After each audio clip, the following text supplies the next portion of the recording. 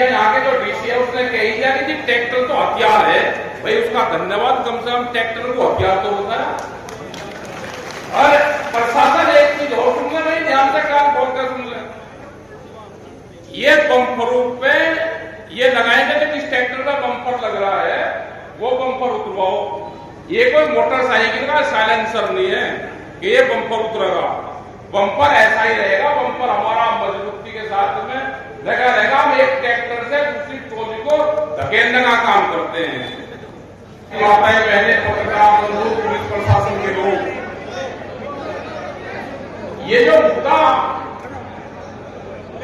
उठा है Tibbi ethanol factory, हमारे से पत्रकार बहुत बोल रहे, उससे रोजगार मिलेगा नहीं, उससे फसलें जाएंगी, अनाज जाएगा जो फैक्ट्री में, उससे एथनॉल बनेगा, उससे शराब और बियर बनेगी। आप विरोध कर रहे हो जी, विकास का विरोध कर रहे हैं। हमने कहा कि हमारी यहाँ की लोकल कमेटी है, उन गांव के लोगों को, क्षेत्र के लोगों को ज्ञान प्राप्त हो गया जहां पे फैक्ट्री लगेगी। कह रहे फैक्ट्री बहुत जगह लगी हुई है, आप वहां पे विरोध नहीं कर रहे। उनको ज्ञान प्राप्त नहीं है भाई। फैक्ट्री जहां पे लगेगी वहां पे वाटर लेवल खत्म होगा, वहां से गांव उठेंगे, एयर पोल्यूशन होगा, जो हवा का पोल्यूशन होगा वो क्षेत्र में फैलेगा, पानी का पोल्यूशन फैलेगा, नीचे अंडरग्राउंड वाटर फेंचेंगे और दूसरा पानी दूसरे लेयर पे उस पानी को डाल देंगे। जब हम निकालते हैं, जब कुएं चलाते हैं खेत में, तो लाल पानी निकलता है। इस किसान को जो विरोध करना है ये अभी कर लेगा। अगर फैक्ट्री चालू होगी और फिर पानी दिखाते रहना टिब्बे में भरकर, टिब्बी में डोलू में भर के, फिर फैक्ट्री बंद नहीं होनी।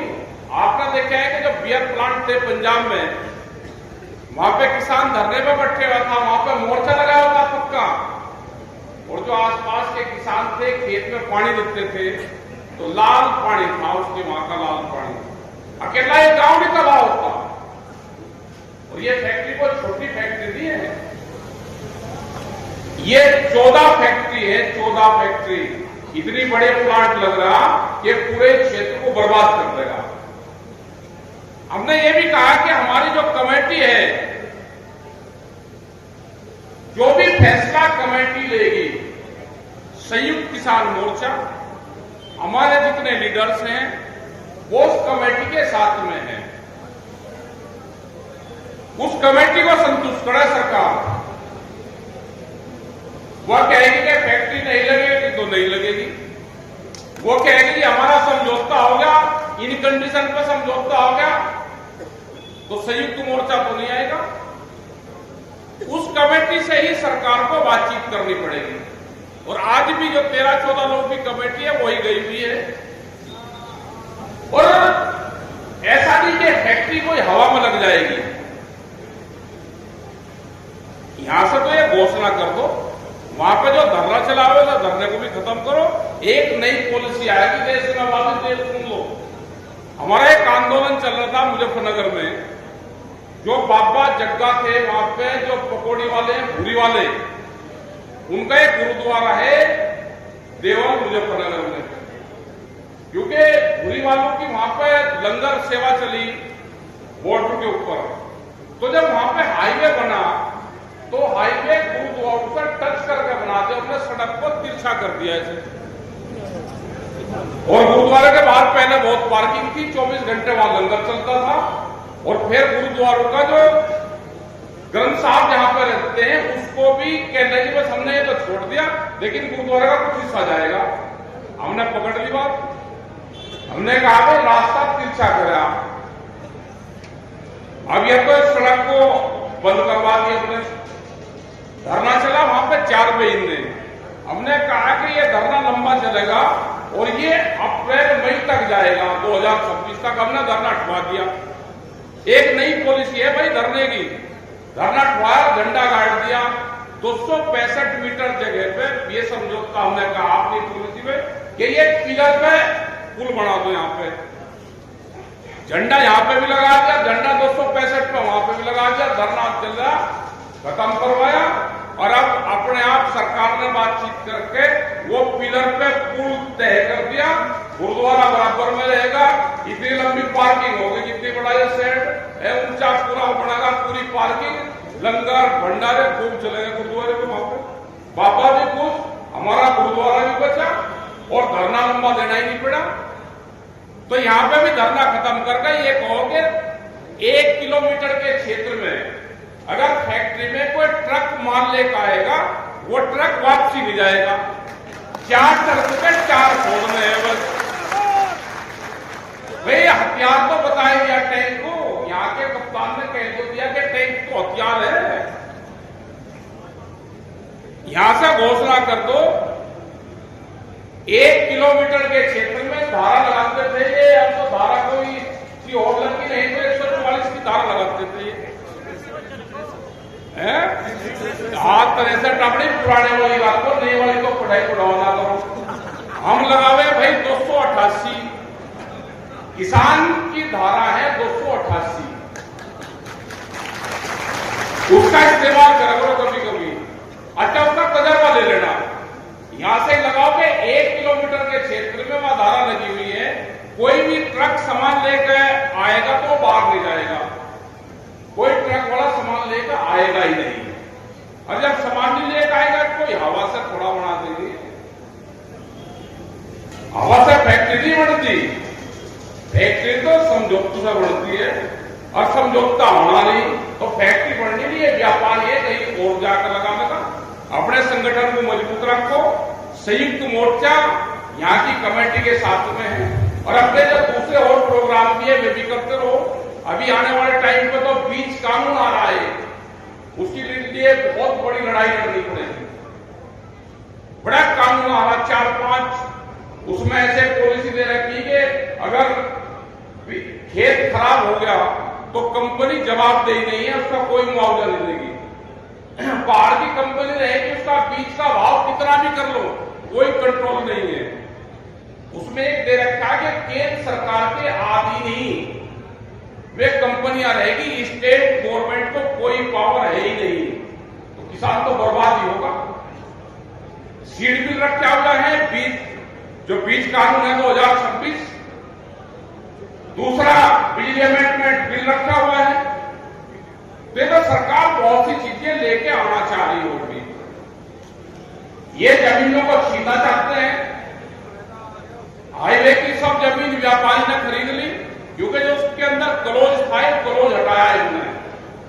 क्लोज था ये कि अगर किसी जमीन पे किसी का कब्जा है, कोई ठेके पे ले रहा, कोई जुताई कर रहा, तो कोर्ट काट में चले जाता था। आज वो क्लोज हटा दिया कि जमीन जिसके नाम है जमीन उसकी है। एक हाउस जाके के जमीन नहीं खसरे खतों नहीं बनती है।